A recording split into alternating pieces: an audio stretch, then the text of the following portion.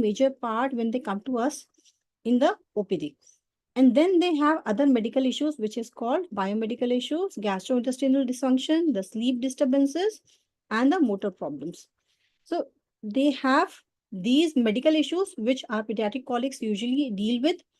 This behavioral symptoms is dealt mainly by Dr. Himani and the group, and to some extent when they come to me, and especially this area, this epilepsy and EEG abnormality is very special. And that is how they come to me for the question, ma'am, this is the EEG, which is very abnormal, and can you give a comment on it? So again, reinforcing what we spoke again, there are the core features of autism spectrum disorder, and then it has a whole bunch of circles of behavioral comorbidities, cognitive comorbidities. There's a risk of genetic disorders which are involved, and there are other medical comorbidities and some biomarkers in terms of investigations. So autism is not just a simple diagnosis of autism, it is autism plus comorbidities, which is a very major part and which we all should deal with. So history taking in a child with autism, as I told that it is very easy as the child gets inside the room. I think so you can make out with the child and the parent that there is some issue. Before the speak up, you know that the child has some issues with neurodevelopmental disorder, and in less than a minute you can make the diagnosis. But the idea of taking a long history in autism is that you want to reconfirm the diagnosis that it is meeting the core criteria of autism, whether the child is actually in spectrum or not in spectrum. Or are there some atypical features, or are you missing out some mimickers of autism? So here the history of regression comes in, which invariably, I think so more than 50% children give the history of regression that the child was all right till 18 months of age, and after that the child lost interest or no response to name. So that's a period where actually the symptoms of autism spectrum disorder is more evident to the parents, which is called a pseudo regression, not a true regression. Now, here the red flags are there any family history? So always it comes to your mind that are there any genetic factors with this family? Is there any dysmorphism? Can you make out that can it be some genetic syndrome? Suppose a child has features of autism and has a feature of Down syndrome. So you know that the child has a genetic syndrome behind it, and that is why the child has this feature. Does the child have any neurocutaneous marker? So as to important is to take history, so is the examination part, which wherein you want to understand the dysmorphism, the neurocutaneous markers, and the other atypical features. So we call that autistic features, and what are the add-ons to that autism spectrum disorder. Now here you really want to understand that what are the comorbidities in terms of behavioral problems. So does the child has intellectual disability? Does the child has features of ADHD? Does the child has features of epilepsy? So in terms of comorbidities.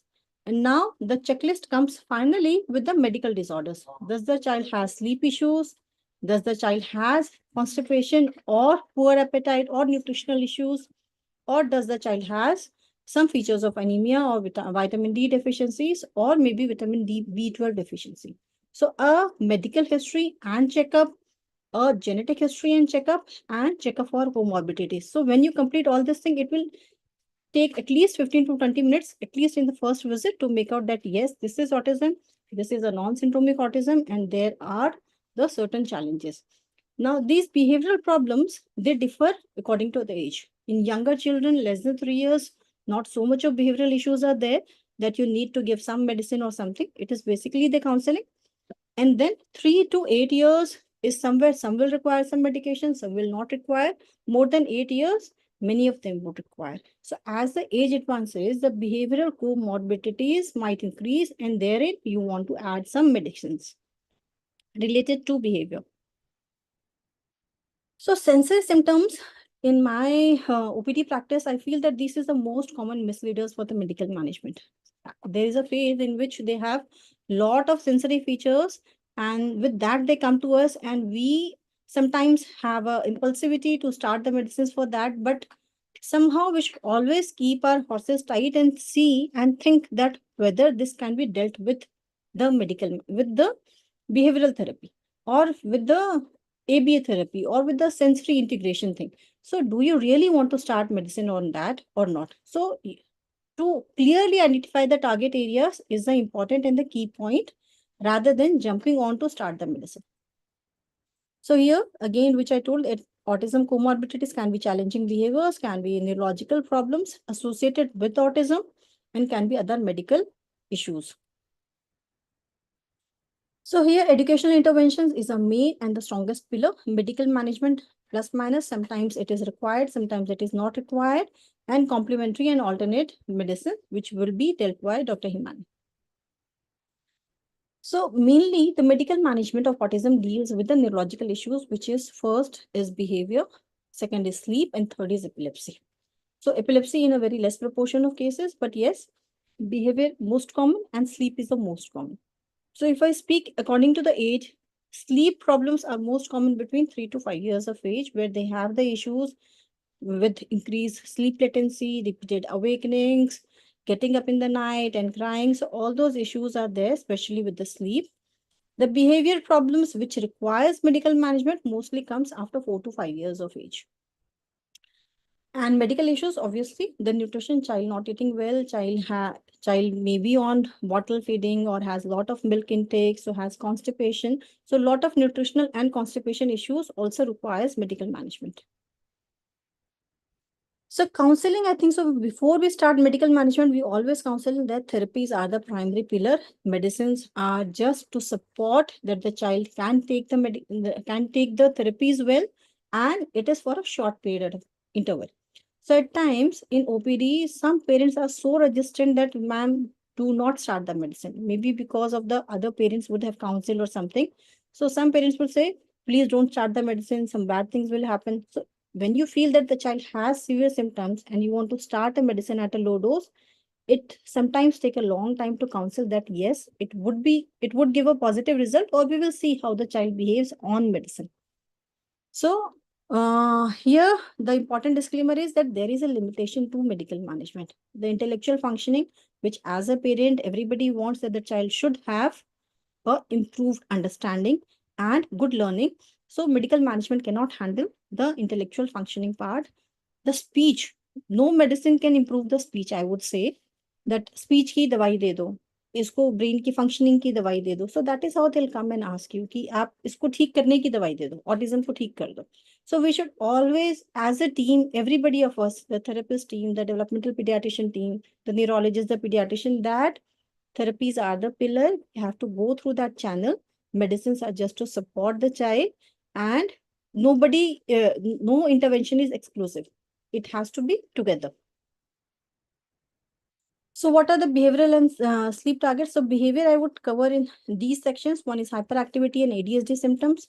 Other is obsessive compulsive symptoms, irritability and mood symptoms, aggression, temper tantrums, meltdowns, and depression in adolescents mainly. Sleep issues are mostly poor sleep onset and frequent awakenings. So intellectual functioning, the sensory issues, the socio communication benefits cannot be modified by medicines. The medicines can have some role in the behavioral targets and sleep issues. So what are the principles? That we should start only if it is disabling, and if the child is not cooperative, and it is present in different settings, even at the therapy center, at school, at home, and it affects the therapy session or daily functioning of their life. So start the other thing is that go slow. Start at a very low dose, then gradually you may escalate with the weekly interventions. Start one by one. Suppose I'm starting 2 or 3 medications at a stretch, and then I would say that start one, wait for 5, 7 days, and then start second, then start three. So one by one, so as to monitor the adverse events. So in a natural case of child with autism spectrum disorder, they can have lot of waxing and waning symptoms. For no reason, they can have good days, no reason they can have bad days, and all will be blamed on the medicine. If they have some bad days, because of the medicine, everything has gone wrong. So I usually start the medical management, especially which is targeted to behavior, one by one, not all together. And even when I work on one medicine, I gradually escalate the dose on a weekly basis.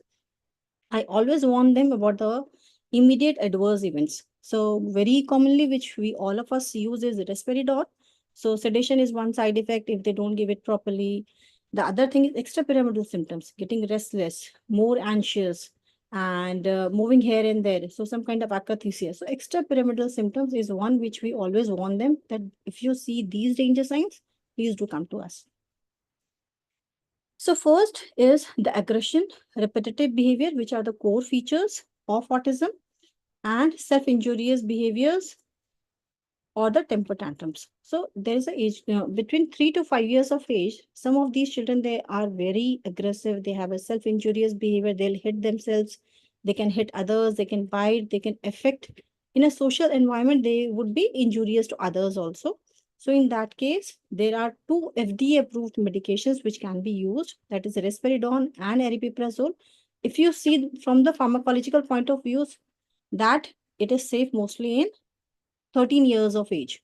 So both these medicines are uh, best used when it is more than 13 years of age, but in children with autism, it is FDA approved to be used in a low dose so that it decreases the aggression. And it has been proved by evidence that a low dose usually works. The most common which is used is risperidone, and we usually start at a very low dose, 0.25 milligram, which is 5 drops. So 3 to 5 drops can be the starting one. So I'll tell you an interesting example. I wrote a patient about 0.25 ml to be started at night. Now that patient thought that the child is 4 years old and 0.25 ml is a very low dose. Doctor must have mistaken, and the parent gave 2.5 ml. So it is 10 times the dose. And next day, the child was in emergency with the child is sleeping whole day. So I very well, since then, I have been impressing then it is just in drops, 3 ml, 3 drops or 5 drops. So you should always tell them that this is a very sensitive medicine. It has a very strong role even in drops, and give it as prescribed. Now, extrapyramidal symptoms are also very common, which we have seen in OPD. Sedation is common, drooling. They have a lot of lethargy, drooling after starting this medicine. This can be the immediate complication, and we should always warn them and tell them that if they have these issues, they can do come to us. Aripiprazole is the second one which we use. So starting dose can be 2 milligram, and it can be gradually escalated on a weekly basis to 5 milligrams, 7.5, 10 as required, depending upon the symptoms. So a very interesting drug which has come up here very recently is cannabidiol. So not much literature is available, a strong literature for autism spectrum disorder. We have all started using for epilepsy, but it does have some role in autism spectrum disorder, especially for irritability and as well as sleep issues. So it is mostly used in adolescents. Not exactly the doses recommendations have come up, but I think so next 6 months or so, we'll have a lot of things on cannabidiol and use in autism spectrum disorders. And I've heard that many psychiatrists have started using cannabidiol for autism spectrum disorders or some of their difficult psychiatric patients with behavioral problems. So in this, they have told that despite on aripiprazole, we know that these are the recognized drugs, and this is a possible strategy to treat with autism spectrum disorder symptoms because of the function on the endocannabinoid symptoms, and they can have a promising result in these cases. So another group which is also very important is ADHD. So the child can have autism plus ADHD, child can have autism and not to the complete spectrum of ADHD, just can have mild hyperactivity or impulsivity. So in these group of patients, when you have identified that this is the challenging behavior, you want to start some medicine. So there are three medicines which can be used. One is non-stimulant is clonidine and atomoxetine. Stimulant is a methylphenidate. So methylphenidate works good for children who have severe symptoms. I think so. For in my clinical practice, first I start with clonidine, which works very good in autism spectrum disorder. If you ask from the clinical practice point of view, the only side effect which I get from the patient is sedation, even at a very low dose. So even if you start 1/4 tablet, that is 100 microgram, even 1/4 tablet, 25 microgram, the child can have initial sleepiness. So you may start at the bedtime so that the daytime behavior is well, or you may start at the time when the child is most restless. So clonidine can be started at a very low dose as low as 25 microgram and can be titrated up to 50 to 100 microgram, and it works good in children with autism spectrum disorder with hyperactivity. So even better than methylphenidate, I would say. In my clinical practice, Arcamin or this clonidine is a first drug which I prefer to start. Unless until the child has severe ADHD symptoms. If the child has typical ADHD symptoms and is not ready to sit at all, you may start at a low dose of a stimulant, the sustained release tablet, especially in the daytime functioning when the child doesn't sit during the therapy sessions or in the school. And the other one is atomoxetine. And to my experience, I would say even the 10 and 18 milligrams sometimes cause lethargy or anxiousness, or the child doesn't eat at all with atomoxetine. So this is less used once, but yes, you may try in some cases. So not all the three drugs should be tried in all the cases. The principle is the same. Start low, escalate. If required, try to add on something. So at each settings, when you want to add on, you always should think whether adding on will give a synergistic effect or it will worsen the child. So this is another very lesser known symptoms, or I would say lesser recognized symptoms in autism. Mostly these are things when the children is getting a little older, more than 8 years, 9 years. They can have typical anxiety-like symptoms. They are well at home. They are well at their comfortable places. When they go out in malls or in a crowded area, they'll have severe fears, social phobias, or meltdowns. Or they can have some repetitive behavior, which has typical features of obsessive compulsive behaviors. So very much fascinated with hand washing, or very much fascinated with just doing one kind of activities again and again. So in these children who are more than 7 to 8 years of age, the medicines can be used, which are SSRIs, which improves which helps with these symptoms is fluoxetine and sertraline. So sertraline I have never used, to be very frank, in autism. I have used in another psychiatric manifestation with Dravet syndrome, but fluoxetine have been used, and I have also used many times, and I have seen good results with fluoxetine, especially with the obsessive symptoms, the repetitive behavior in children more than 7 years of age. It does show some response. So most of these children are on risperidone before I start fluoxetine. So maybe they are in a combination therapy. So always again warn for the symptom, adverse events, start slow and monitor the symptoms. So fluoxetine is available in liquid formulation, 10 to 20 mg per day. This one is it, and it's very well used. So sertraline not commonly used, and even the literature, if I dig into medical literature, the role of sertraline was not evidence-based, a very significant effect. So in individual case basis, this can be used. So biorhythms, these children, they have sleep issues, they have gastrointestinal issues, as to as that they can have poor appetite, they can have regurgitation, they can have constipation, which is the most common. They have texture issues, sensory issues. They'll eat only the particular kind of food they want. So they have a lot of nutritional issues. If the child is basically on milk, or child is on one kind of diet, not taking other kind of balanced diet, they can have nutritional issues. So diet should always, basically when I take the history of the child, always sleep, behavior and GI issues. So these three should be in the checklist apart from the core symptoms of autism. So sleep, GI and diet and the behavior issues.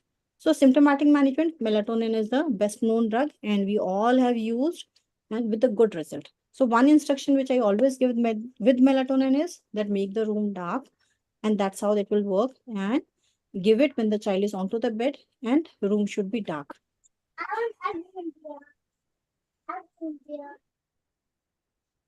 And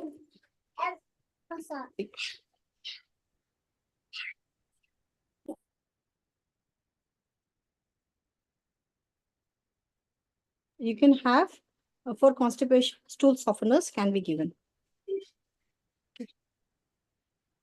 So update on pharmacological, this was a paper which showed that what pharmacotherapies can be used in children with autism spectrum disorders.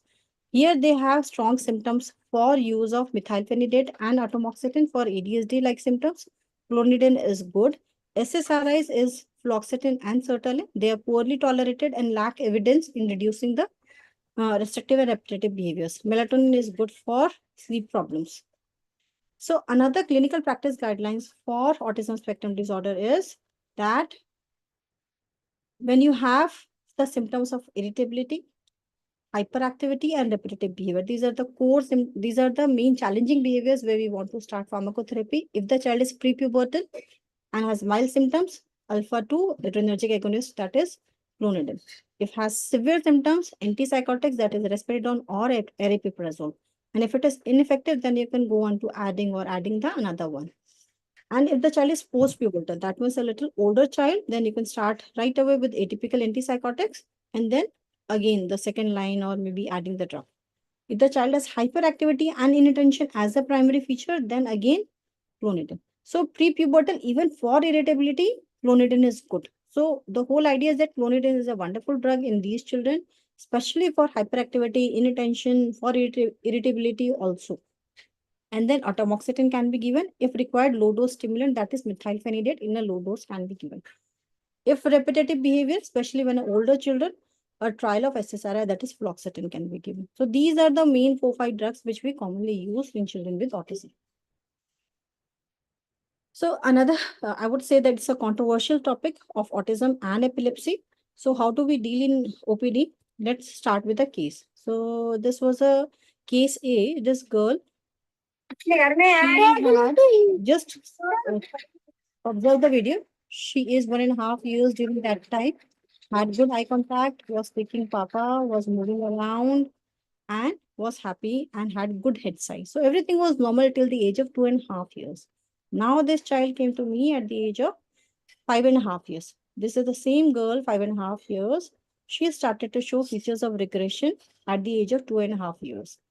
And then she was being worked up everywhere since it started less than 3 years of age, fulfilled the criteria for autism, was classified as a child with autism spectrum disorder. The family was really bewildered that what happened, why did the child has this kind of symptoms, and they were on therapies for an year. So around 3.5 to 4 years, child started to have convulsions. So this started during the night time, and she had 3 or 4 odd seizures which were in nighttime. There were no daytime symptoms, but she showed increasing features of tremors, which you can see in this video that the child had ataxia, child was not able to walk properly, which she was able to do it earlier. So she had regression in terms of motor and cognitive part, both as well, and had started to show features of epilepsy. So now we all know that this is not a child with typical autism spectrum disorder. The child has some atypicalities. So we went on to evaluate further with the EEG. So this EEG showed abundant epileptiform discharges, which is near continuous in sleep record. And this is how it shows bihemispheric and discharges, which was asymmetrical. So that means that the MRI was normal for this child. So this child, a girl child who showed neuroregression at the age of 2.5 years, which was true, had epilepsy, had electrical status in EEG, and we thought of Rett syndrome, got her test done, and this child was, so the question to the house was diagnosis. This child was diagnosed to be a case of Rett syndrome. So my idea of presenting this case was that not all the children who fall into neuroregression or so-called pseudo-regression are just autism. They have a genetic basis. We should all try to find out that what is the genetic etiology behind it. So this child did not have repetitive that hand wringing behavior and all that, but still a girl child who has regression, who has epilepsy, this kind of EEG, Rett syndrome should be ruled out. In fact, a single gene MLP can be done before sending whole exome sequencing for this child, and which came out to be positive. So now let us see into some statistics about co-occurrence of epilepsy and autism. This was a systematic review, a recent one, where they had included 74 studies with lakhs of patients, and this was a very whole spectrum, pediatric, adult, every population, and the epilepsy in these children with autism was around 12.1%. Also, they have seen that the children with epilepsy, the patients with epilepsy, so prevalence of autism in people with epilepsy. So population who had epilepsy, even they had higher features of autism, around 9%. So we know that the autism and epilepsy can coexist, and they have some genetic basis to it where they have epilepsy and autism together. So this is an Indian study in for diagnosing for understanding the prevalence of epilepsy and interictal discharges in children with autism and ADHD. This study was done in Delhi with Monica Juneja ma'am, and 6 to 12 years of age group children were taken. So a little older age group children, where they enrolled 130 children, and the 90 were children with autism and 40 were children with ADHD. a very high percentage, 43% had epilepsy. So out of 90, 43% had epilepsy, 42.3% had inter-IEDs or interictal epileptiform discharges, where they did not had seizures, but they had features, they had epileptiform discharges. So among the children with ASD, epilepsy is common in children with severe ASD. So even if you have a spectrum of ASD, the children with severe ASD have increased chances of having epilepsy or intellectual discharges, and the children with ASD and intellectual disability also, they have increased chances of epilepsy. So in a whole population of autism, if they have severe autism or autism with intellectual disability, then the chances of finding interictal discharges and true epilepsy or having a seizure is more common. So that is what this study showed to us. Now, another Indian study where they tried to look again epilepsy and epileptiform discharges in autism spectrum disorder. Here, the age group was 3 to 14 years and the sample size was 100. They had taken three groups: autism with epilepsy, autism with interictal discharges, autism with no epilepsy, and no interictal discharges. Here, 23%. So, in the previous study, it was 45%. In that systematic review, it was 12%. So, here we see that depending upon the inclusion criteria of the age group and the comorbidities, here they included the children with intellectual disability also. So, the proportion of epilepsy varies. So, it can be just a two-digit number to a very high, so 45%, 12% to 45%. So one-fourth of the children they presented with epilepsy. 8%, so very low percent, they showed that they had epileptiform, subclinical epileptiform discharges. The seizures were common, whereas the most common was GTCS. And in the subclinical epileptiform discharges, the focal were the most common, wherein temporal. So we all, as neurologists, I think so Dr. Manish would agree to this, that when we read the EEG records, we do see some frontal or temporal epileptiform discharges in children with severe ASD or with ID, but no seizures. So this is a very common and a perplexing scenario in OPD when we discuss or when we consult a child. So subnormal intellect was again very common. So in this population which they had taken, it had a very high population of intellectual disability. They found out the risk factors: female gender, high risk for epilepsy, abnormal neurological examination, that we all know, and adverse perinatal events. So children with hypoxia or children with adverse perinatal event, they can have intellectual disability or GDD, they can have autistic features, and they can have epilepsy. So they were significantly associated with epilepsy. So another paper which shows that the range is very wide. So the why did I bring this paper was the range is very wide, between 5 to 46%. So it can be as low as 5, it can be very high as 45%. And there is a temporal relationship or the causal mechanism or interplay with intellectual disability is still unknown. But somehow they have felt that if the child has autism and intellectual disability, then you might try to look for epileptiform discharges. Or epileptiform discharges without seizures go as high as 60%. Again, this data shows that it can be as high, more than 50% children with autism and intellectual disability, they can have epileptiform discharges. So, association with intellectual discharges and autism spectrum disorders, again, that same confusion goes on. In the absence of reports that prove the association between IDs and ASDs, they should not be subjected to expensive treatment. So here you can have varied data where they shows that some have tried sodium valproate, some have tried some anti-seizure medication, but there is no strong consensus to treat interictal discharges in children with no clinical seizures. So finally, to conclude that it is a wide variation of epilepsy in autism and a high percentage interictal discharges are common, temporal discharges are common, especially in a child with severe autism, with intellectual disability. Epileptiform discharges need not be treated. It has to be individualized that whether we want to treat this particular case or not. Suppose the child has features of genetic syndrome, or you have some additional features that the child can have a genetic syndrome or epilepsy syndrome, you might start on anti-seizure medication. So individualized case basis. So final, I would like to conclude with a key message that whenever we see a child with autism and we should try to find out the target behavior or before starting the medication, whether it is just the irritability, whether it is just the hyperactivity, what are we trying to achieve with this? Is it disabling? Will it make better? Will it not adversely affect the child depending upon the comorbidities? suppose the child is very dull and sleepy most of the time, you might not like to start risperidone in that child. Will it act synergistically to therapies? So will it add on to some output in terms of doing therapies?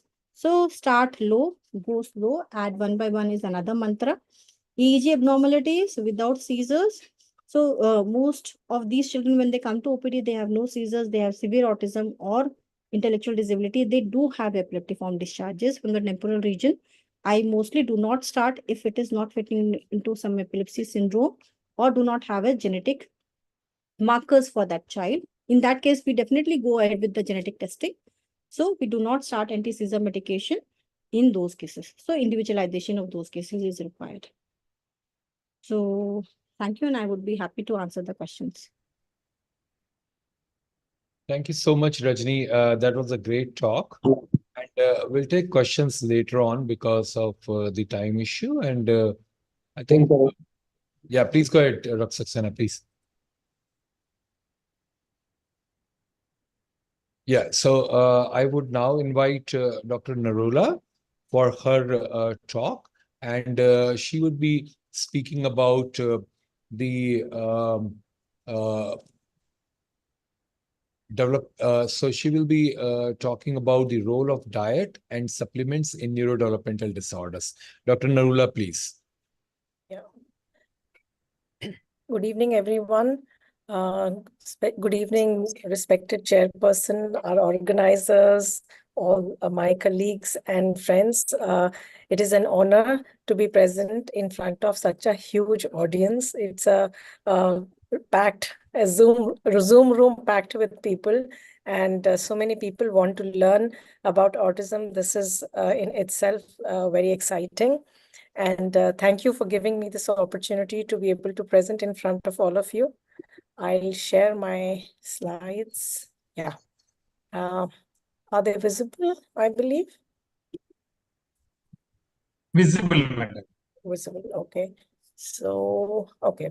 So, yeah. So we are going to talk today about role of diet and supplements in various neurodevelopmental disorders with our primary focus on autism and ADHD. Again, more on autism because our today's topic is autism.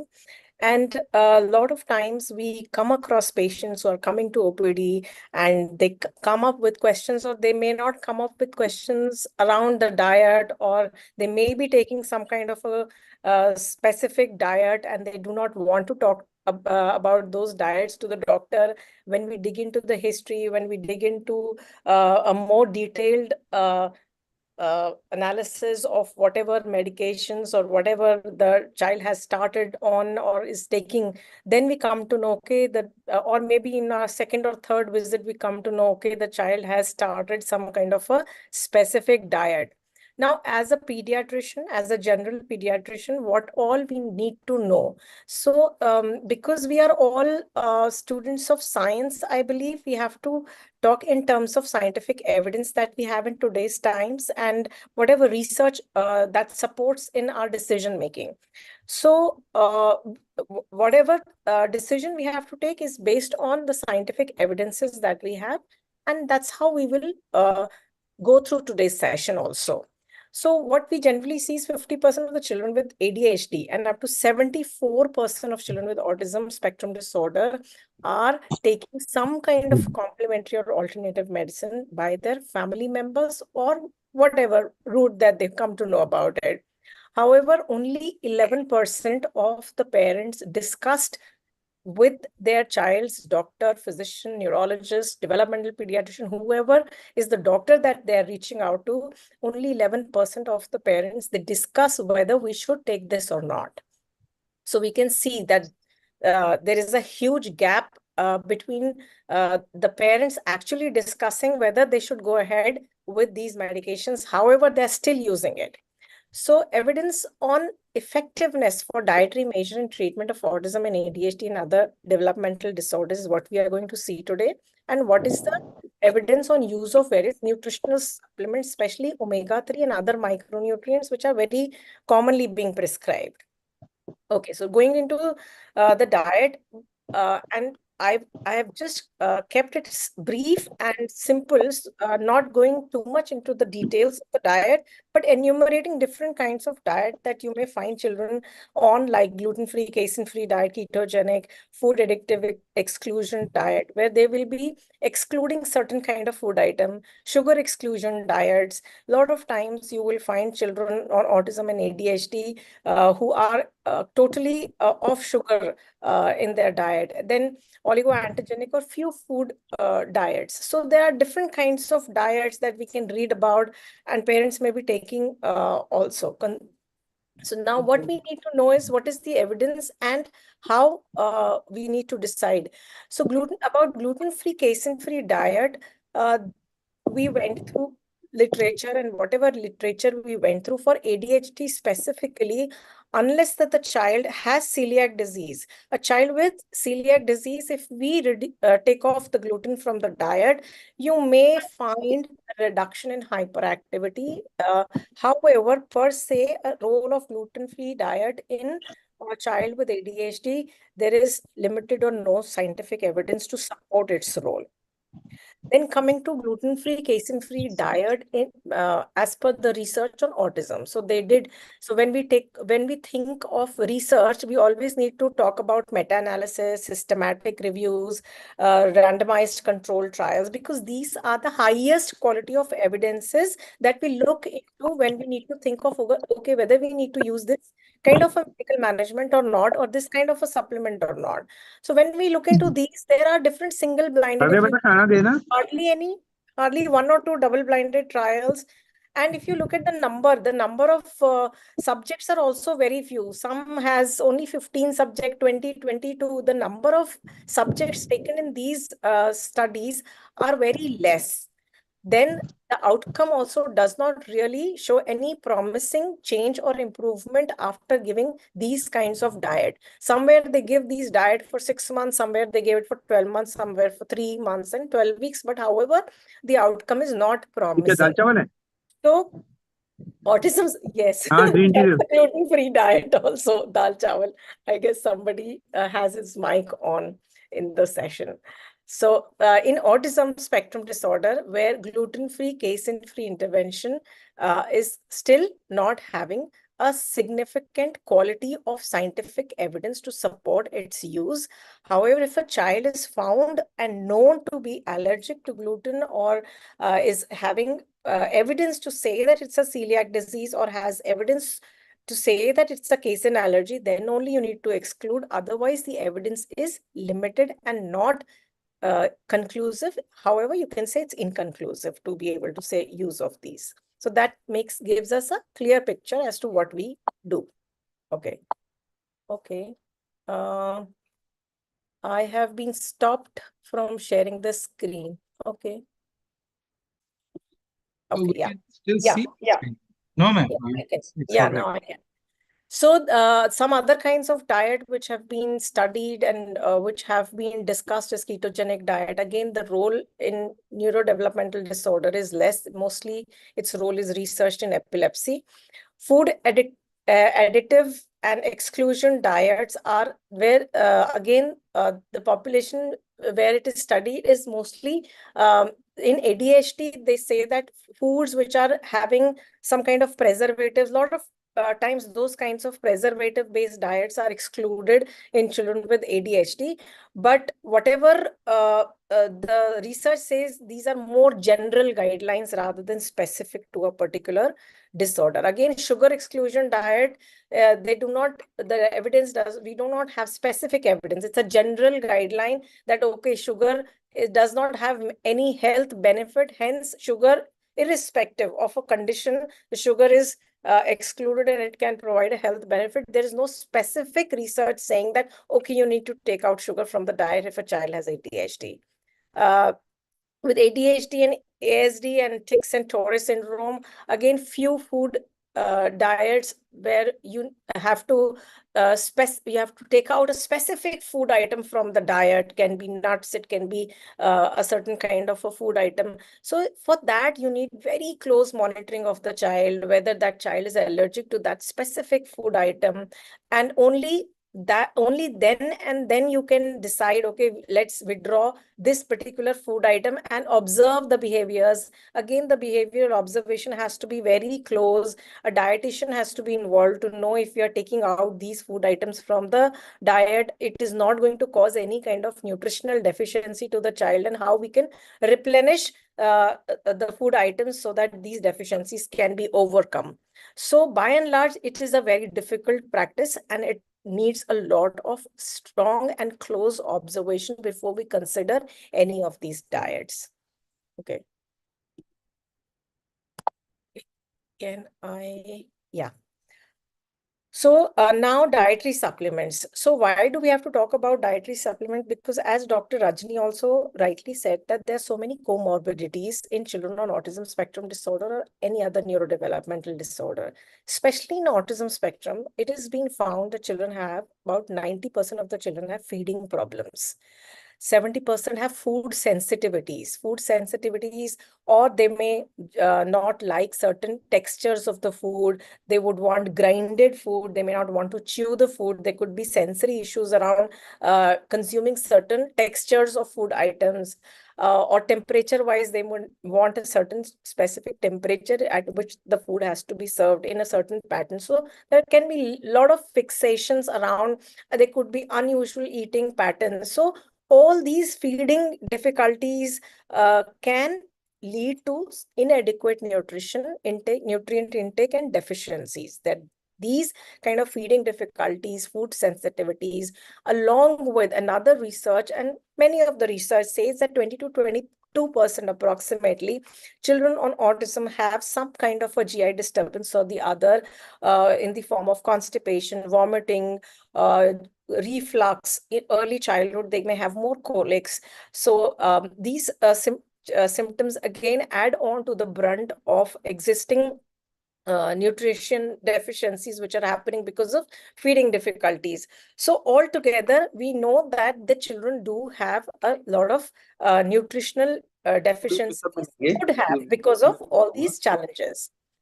Now, talking about the supplements. So we've seen various diets. Talking about supplements, in children on ADHD, attention deficit hyperactivity, there is a randomized control trial which did not meet stringent PUFA dosing.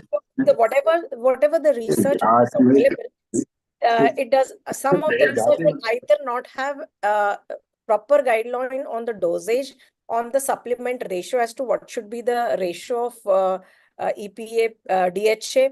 There are some glitches in the methodological criteria or the method in which the research is being conducted.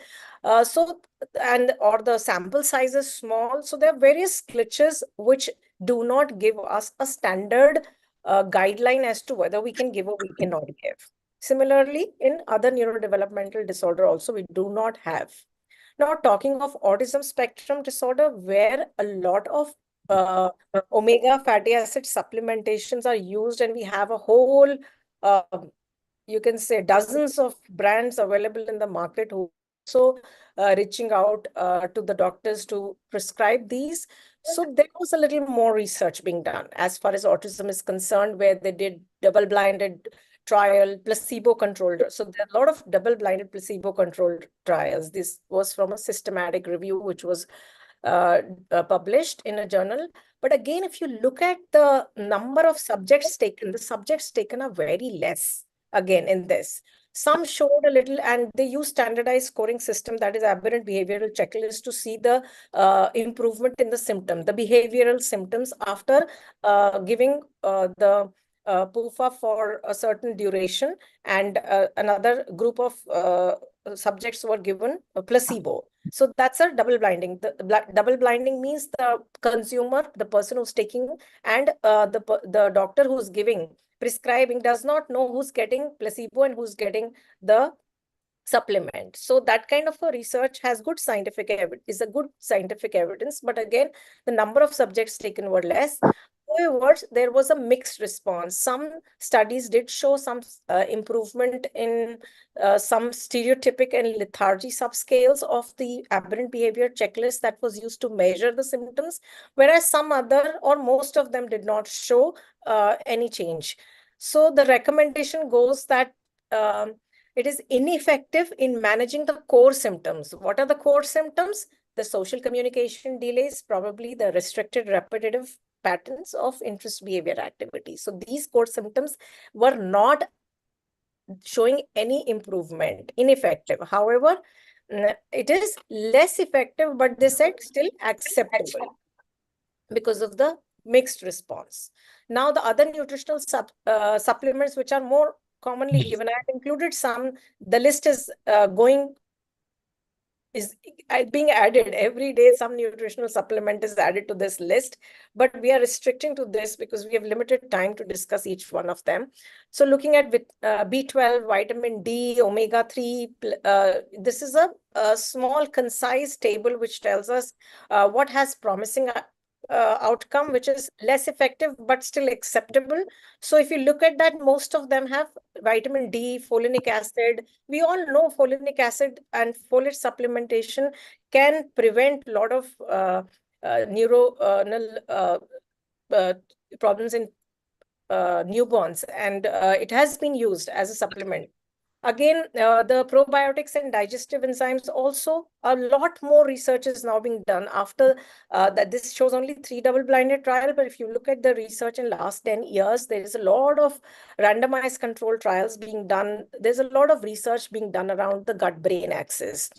And as far as vitamin D supplement is concerned, again, they say the role is prominent. And we all know vitamin D deficiency leads to so many other medical conditions. It has a role in practically each and every condition. And we don't want any nutritional deficiency when it comes to these regular nutritional supplements. So we have to always look at the child as a whole, not just as a child with autism spectrum or ADHD. What I always say is we are first pediatricians and then neurologists or developmental pediatricians.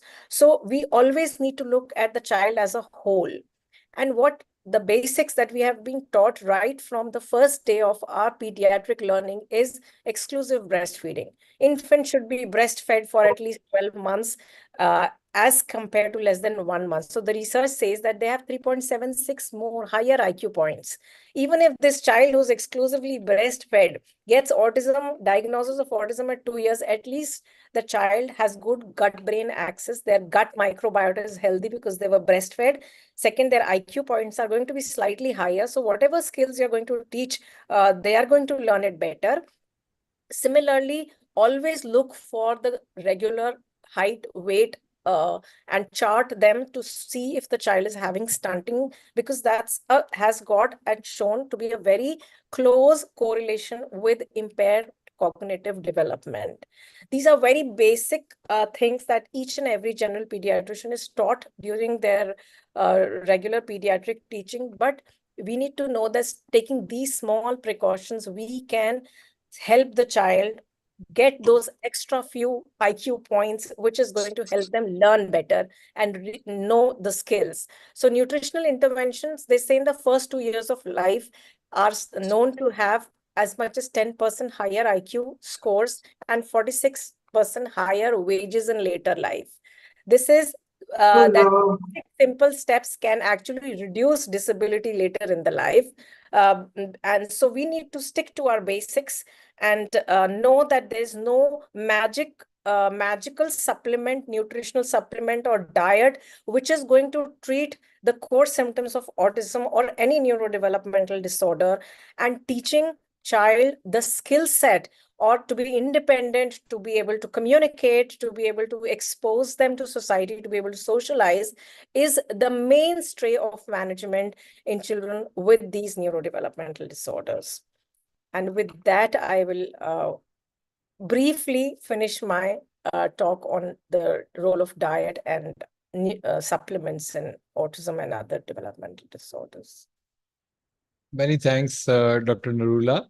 That was a great talk, and the emphasis on exclusive breastfeeding and breastfeeding is I'm very much impressed, because you very rightly said that we are all pediatricians first, so a pediatric internist, and often it so happens when people in subspecialty work, they forget, they don't write exclusive breastfeeding even to a child who has, so for example, if a child with a genetic epilepsy presents at 3 months of age, they just, they would just write an anti-epileptic, and that's what they do, right? And they don't even advise breastfeeding. They don't even advise immunization. That is pathetic. I would still say that as child neurologist or any other subspecialty where we work, definitely, uh, if you can improve nutrition, it can improve the cognitive points, the intellectual development, and also everything significantly. So half the job is done, right? Okay, so that was great. And I was just about to ask the organizers whether we have time for a few questions, because it's already 9:05.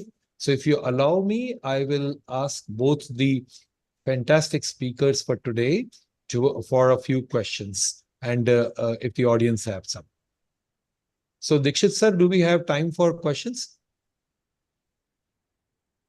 Yes, sir, we can ask some questions. What can be said? Okay, great. So any burning questions here from anybody for Rajni or Dr. Narula? Sir, there are some questions in the chat box also. Some Yes, questions are there in chat box. I'm looking at the chat box, but I don't see any questions, Ajay. There are no questions actually. There's only one question where someone has asked, Dr. Payal, Madam, what is the experience with sulforaphane? So Rajni, would you like to take this, or maybe Dr. Narula? I have never used this as a supplement, and I do not have experience on this, to be honest. Rajni, do you have any experience with this particular compound? No, I've also not used, sir. So though literature does mention there are a lot of compounds, no, but I've not used. Yeah. So as Dr. Narula said, that CAM is increasing day by day. So alternative medicine, there are long list. Every day you'll get one. Every day new New thing is one. added to it, but the scientific evidence and the quality of evidence that we have around that is bare minimum, and that is why they are not a part of the standard recommendation and treatment guidelines. So I don't see any questions right now, but if anyone from the audience, please put it in the chat So we box. have, sir.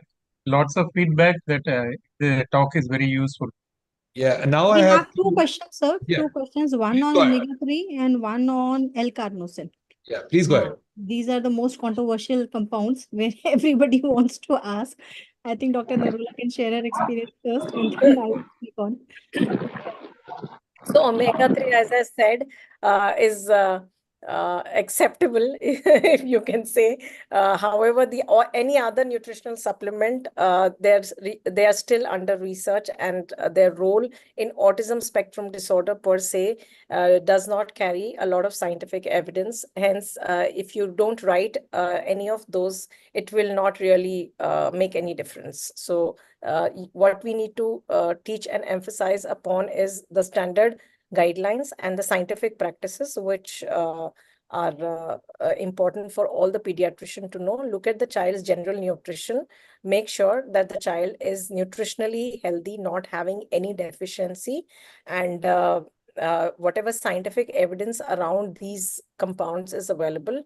Either it is a single study, or it is a trial which has less number of subjects, or the quality of the method by which the trials are conducted is not appropriate, the methodology of the research. That is why they are not being included as a part of standard treatment guidelines. And So yeah, please go ahead, please. So she has wonderfully concised that first thing is nutrition. So hemoglobin check can be done, or maybe clinically you can see hemoglobin should be updated. Vitamin D, the child of particular age group should be regularly supplemented. And if the child has not been regularly supplemented, you may add on vitamin D. Vitamin B12, sometimes if the child has anemia, I do add on vitamin B12 for a short course. If I'm investigating, then it's fine. Otherwise, I do give for some time. And omega-3 and all. So even the literature doesn't show much response on that. And practical usage also, when I've used in some of the patients and tried, Some do say that there is some decrease in hyperactivity, but that seems to be like a placebo effect. So in majority, if you ask me, that it doesn't bring much difference in terms of hyperactivity or behavioral problems. And people are saying that it is used for intellectual functioning. So I would like to comment on the house that it doesn't have any role in improving the intellectual functioning of typically developing kids or in children with autism spectrum disorder.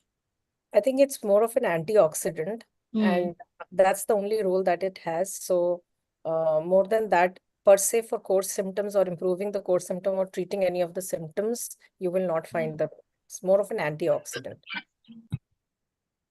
And there are further more questions are there. Role of brain biome, role of camel milk, role of Mm.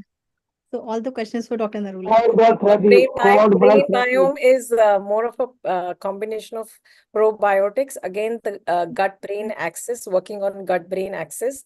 And there's a lot of research being done all around the world on gut-brain axis. They are studying on probiotics, role of probiotics. Then there's research around fecal matter transplant also from the neurotypical siblings. But all this still we have not come up with conclusions around. We need a lot more research before we conclude, okay, this is a standard treatment guideline. You can definitely look at if the child has feeding issues, had GI disturbances. As I said, 22% of the children on autism spectrum disorder do have some kind of a GI disturbances, and their gut-brain axis is disturbed. So there you may consider, but again, it's not a standard practice. What I would want to emphasize again and again is it's not included in the standard practice guidelines.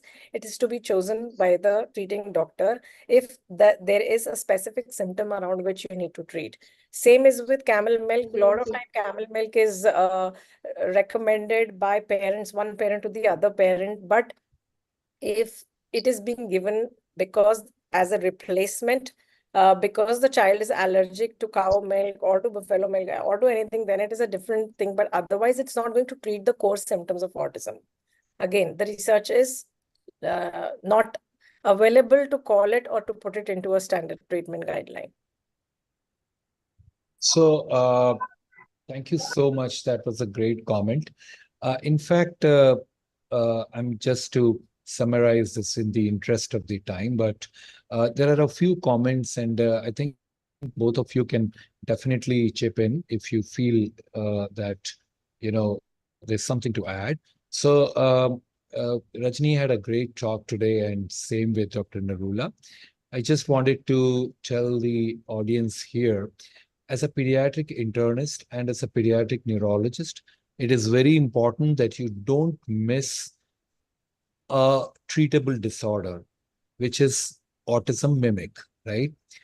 And the second thing is, so apart from the beautiful example of Landau-Kleffner syndrome, and also a lot of developmental and epileptic encephalopathies these days, many are being discovered almost every 3 or 4 days. Please don't miss them. And whenever you have a patient of autism, as Rajni said, you need to work this patient very well, because it is very time consuming, number one. Number two, there are a lot of comorbidities and there are a lot of conditions which look like autism. So let me give you another example where, there is a condition called a cerebral creatine deficiency. And I have a series of around 5 to 6 patients. It's a very well treatable disorder and presents exactly with autistic spectrum disorder symptoms. The child also may or may not have epilepsy, but it is very easily diagnosed when you do an MRI with an MR spectroscopy. You will not have a creatine peak, or you'll have a very low creatine peak on your MR spectroscopy. It's very much treatable. So one of the supplements which the our bodybuilders use, so creatine, you give creatine and it improves significantly, not completely treatable, but still. Then never miss. So sometimes even ADHD, it looks exactly like autism, because concentration so the child is very fidgety. He's not having a good attention span, and it looks as if the social communication, the reciprocal communication is not there. So you would not like to miss it. When you treat ADHD, you realize that the child was never autistic. And the same goes with autism as well. So now we realize that most of the children with autism, the diagnosis is dynamic. Okay, so when I say dynamic, it means that as they grow up, as you start treating them with both medical treatment and also behavioral interventions or the sensory interventions, they start the spectrum may change. Okay, and this is sometimes very much reassuring for the parent. It tells it becomes a positive kind of feedback for them, and it becomes important because every time you have to counsel them for the whatever changes, good or bad, you're seeing. The third thing is there are two particular in the natural history of autistic children. There are two ages which are the most problematic. The first is, of course, when you make the diagnosis, it's both for the child, for the family, for everyone, for the consultant, for the treating team. And the second period is when they attain puberty. So when these children enter into puberty, there are a lot new changes, and an intermediate time is when the schooling starts. So when they start schooling at 4 or 5 years, it's again very challenging. That's the time when you need to revise the strategy and do a lot of more things. Uh, so, uh, so both for Dr. Rajni and Dr. Narula, and also the audience here. So we have been looking into risperidone worldwide now, and we have experience with risperidone a lot in many of the comorbidities which are here, which are associated with autism. And so some of us believe that risperidone actually acts by increasing the prolactin levels. That's a side effect. So when lactating mothers, when they're in puerperium, you can see prolactin is a calming hormone. It calms the mother, it improves their social, the behavior. And now we believe that apart from their dopaminergic actions, risperidone has prolactin, which works, by calming the individual. It improves the social communication because of the prolactin, which is it's actually a side effect, but then we believe that it may be helping. So just to sensitize all of you on this, and then something about a question to Rajni. Rajni, so in our practice, we mostly would prescribe risperidone in the daytime. So we don't use it much for sleep. The concept which we think helps, the behavior has to be targeted in the day, right? You said you usually start it at bedtime, right?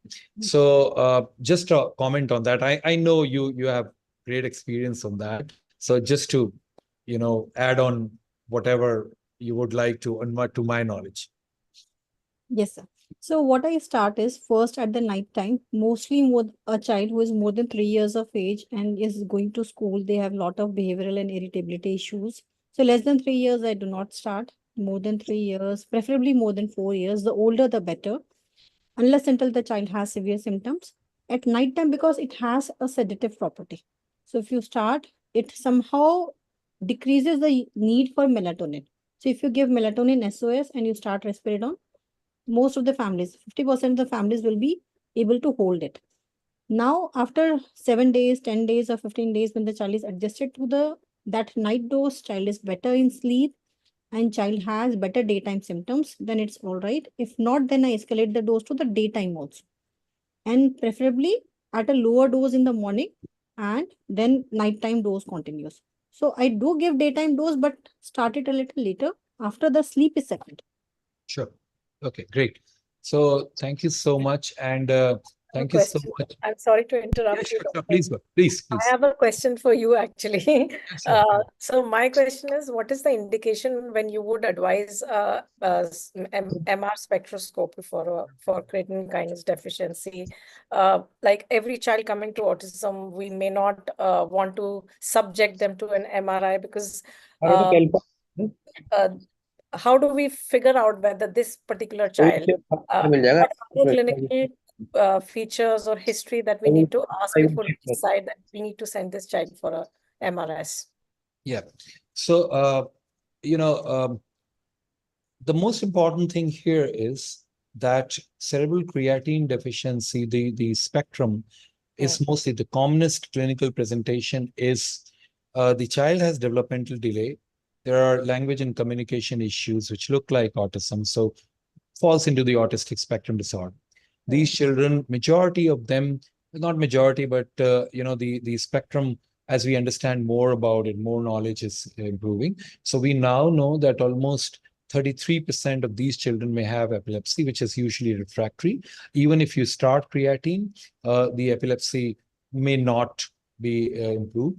They also have a lot of other features. It's actually a systemic disease. So you also have a muscle involvement, and as you would see in creatine deficient individuals. So whenever we suspect that the child is having an autistic spectrum disorder, which doesn't fall classically into the primary autism part, we would go for an MRI in these children to look just to rule out a structural malformation, for example, a neuronal migration defect, or a cortical dysplasia, or a hamartoma, for example, in tuberous sclerosis, or else any other structural disorder which may be mimicking. Even children with neurodegeneration, brain iron accumulation have been, have that spectrum initially. So, family history also probably that we need to look at. certainly. So, it's a very, very rare disorder, but the problem is if you miss it, it's like missing, something big, right? So now it all depends on what are your resources. So for example, where I work, we have free MRIs, right? So if the child goes into the scanner, I always plan an MRS because that's free for me, right? And I don't want the child to be sedated again, go for the MRI if I have something, or if, at some point in time, I have a suspicion that this child may be having an MRS. So it would reasonably depend upon the level of practice, the resources which you have. But the point which I want to make from your question is the fact that even if you have the slightest suspicion, add an MR spectroscopy in the child's evaluation, and you'll find that in your practice, when you do it, you will, in your lifetime, will see at least 2 or 3 with cerebral creatine deficiency, I'm sure of it. I hope that answers the question. Thank you. Thank you so much. That was a question layering for a very long time in my mind, actually. Yeah.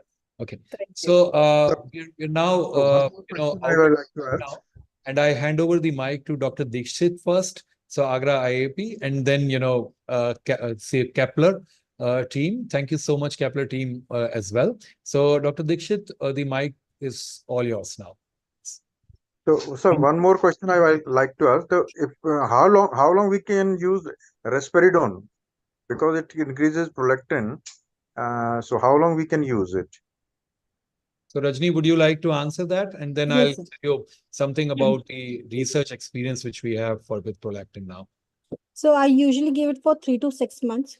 So when we start risperidone, first visit is mostly between 15 days to 1 month or so. I call them back to OPD to see what is the response, positive, negative, and give them the warning signs in which they can come early if they have those kind of extrapyramidal symptoms or excessive sedation. Next, monthly visit for 3 months. If the child is well, continuing to therapies, the child is all right, you might start decreasing the dose. So anywhere between 3 to 6 months. So depending upon what the child's functioning level and engagement to the therapist. So that is what I do. And maximum, I think so, by 1 year. If the child is doing okay by maximum, I have given in few cases till 1 year, not more than 1 year. Yeah, so in our practice, आप ऐसे समझ लिए कि मेरा हाथ बहुत खुला हुआ है रिस्पिरिडॉन के मामले में, एरिपिप्राजोल के मामले में.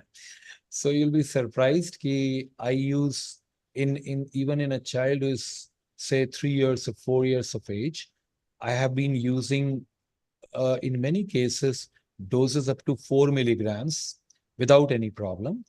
And the other thing is, I do not start risperidone alone. I start it with trihexyphenidyl because of the reason that these children may have EPS. It all depends on an individual experience. जितना आपका हाथ खुल जाता है उतना ही आप easy हो जाते हो. And now we have almost a cohort of more than 1,500 patients who are in risperidone in our follow-up. And it's now almost 17 years of follow, 18 years of follow-up with me, and I have all data with me. Every patient is in my system, all prescriptions. So I'm very comfortable with risperidone and trihexyphenidyl as a combination. Trihexyphenidyl is also an antipsychotic, and it also prevents EPS. So we are comfortable with it. Secondly, as I said, it's a very dynamic kind of diagnosis. So when you start, the children may be looking very severely involved. And as you go ahead, when you start treating them, many of them show significant improvement in almost, all core features. Their social communication improves. So what is autism? The core symptom is social communication. And Rajni had been, she very beautifully said कि आप घुसता है और you know कि ये patient जो है autistic है. तो वो each one of us, so many a times pediatricians will call us कि सर मैंने इसका MChat किया, मैंने इसका वो किया, मैंने वो किया, right? ठीक है, स्क्रीनिंग की. और आप एडोस करते हैं क्या? So एडोस is for diagnosis of autism, right? So you don't need that, right? ये अगर आप if you can identify very well with experience कि उनको सबको जो है core feature social communication defective है, restrictive behaviors हैं या restrictive movement, repetitive stereotypic movements से behavior है, this is autism, right? This is autistic spectrum disorder, and you have to just tease apart a lot of medical things and then put them into the right perspective. But when you start therapy, including both the behavioral therapy, the sensory integration, and a lot of other alternative medicines and diet and things like that, and so at after 1 or 2 years, when the child improves significantly, as I said, the challenges would come when they start going to school. So when they go to school in India, every time it happens कि school वाले उनको ले लेंगे, the play school will have them inside because they want money, right? फिर थोड़े दिन बाद realize होता है कि ये अभी disturb कर रहा है सबको, तो वो बोलेंगे कि जाइए इसको दिखाइए किसी को, right? And then you say, okay, he was already diagnosed as having autism and उसको ADHD भी था साथ में, and he's maybe on clonidine or risperidone or something like that, right? So मैं usually even if I start at say 2 years हो गए हैं, I wait until the school starts. When they get into school, they are smooth there. The integration has happened. They're having a special educator, or they may not be having a special educator, right? But वो integration हो गया, parents are happy, the school is satisfied, तब मैं सोचता हूँ कि now, I'll fiddle with, I'll just start, getting the drugs off or try whatever I can do, because until that time, the parents are also very much trained, they know more about autism more than me. At least कई बार ऐसा होता है, they come and tell me. The second problem which happens, so when they come off the medication, it again starts at around 9 years or so, 10 years, when puberty starts, right? At that time, they would start masturbating, they will be attracted toward the opposite gender, and they will have a lot of behavioral issues. Then again, it starts getting into the conversation with the parents ki now you may again require medication and things like that. The fourth challenge, which mostly happens when they are about to get into college. So only 10 to 15% of children, in my experience, go to college, right? When they get to college, it becomes very difficult again to integrate, and a lot of things happen. Until that time, अभी हम लोग AOCN में भी और बहुत सारी जगह, so one of our colleagues Ramesh Konanki is trying to get a lot of stuff onto adult care में कैसे इनको सबको epileptics और उनको सबको ले जाना है adult neurology की care में. That is a very difficult proposition in this country. West में we had to do this essentially. मैं इसको मेरी प्रैक्टिस में करता हूँ, बहुत कोशिश करता हूँ, पर वो हो नहीं पा रहा है, राइट? सो तो वो चैलेंज ऑफ्टन फिर से पीडियाट्रिशियन पे फॉल करता है, and then again the medication, the antipsychotics, behavioural problems, and वो सब चीजें फिर से इन प्लेस होनी पड़ती है. और मैरिज का मुझे नहीं पता, because none of my patients have reached that stage, and I don't see adult patients. So that's it. Thank you, sir. Sir, can any medications be tried for echolalia or self-talk? Yeah, Rajni, would you like to answer this? You Ma'am, mute. unmute, please. Kindly unmute. Yeah. So there's no medicine for speech abnormalities per se, I would say. If it is associated with lot of behavioral issues and not setting for therapies, then only I start medicine. For echolalia only or for self-talk only, there are no medicines. It should be So intervention. it is along with everything, but the child is having problem in school because of that right now. So intervention. I think so. Again, the intervention should be done in terms of speech therapy and maybe some sensory issues. Therapy, ma'am. Yeah, therapy based. Because most of the children, when they start speaking, they have that echolalia phase, and then they gradually go on to the meaningful speech in sentences by the age of 6 or 7 years. This child is almost 10 now. Oh, It's only Madam Narula, do you suggest some developmental strategies for managing echolalia? Yeah, so if the child is having echolalia, and what we need to know is what is the amount of receptive language that the child has. Many a times, if the child is not having an answer to a question, the child tends to repeat whatever you have asked the child. So expanding the language will help the echolalia to reduce. And Right. generalization of whatever skills the child has learned, whatever the interaction the child has had, having that interaction being generalized in different locations, in different scenarios, so that the child receives that more as an experience, and then it stays with the child. Okay, this particular set of phrases means that anytime it is asked, I need to answer it like this. And then the echolalia starts reducing. So many a times the therapists, they do one-on-one therapy, but the generalization of the skills across various environments does not happen. So when we do that, the communication gets better, the social interaction quality gets better, and definitely expansion of language will reduce echolalia a lot. Thank you. So now time is 10:31. So now it is time. It is a good talk. So it's time to wind up. I thanks Dr. Rajni Farmania and Dr. Himani Nurullah for such a nice, wonderful presentation and giving new insight in the autism. And I also thank Dr.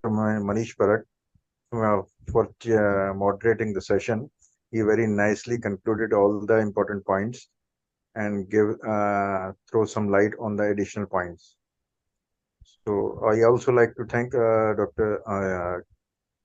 people from Kepler Pharma for providing this platform for such a nice presentation and learning process.